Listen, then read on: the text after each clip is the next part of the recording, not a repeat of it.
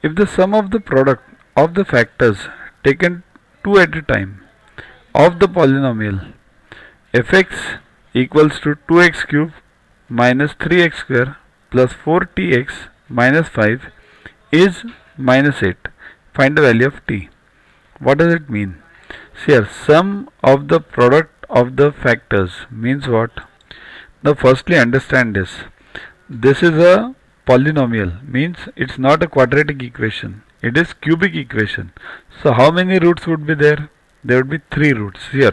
As many the number of highest power of x, so many would be the roots. So in quadratic equation we have 2 roots. In cubic we'll have 3 roots. If it's x raised to 4, we'll be having 4 roots, right? Okay.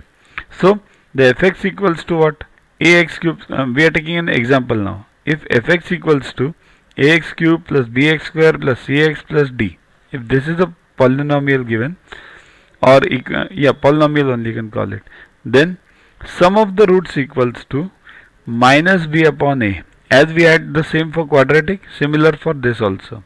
Product of the roots is minus d upon a. See here it is a difference.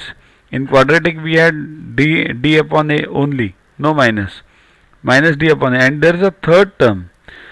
Sum of the product of the roots taken 2 at a time, means there are 3 roots, so taken 2 at a time, and then sum of the product. That is what is asked in the problem also. So that is equals to c upon a, right? C upon a. In our case, let's see. What is this? It is ax square plus bx plus c plus d, right? It's like this.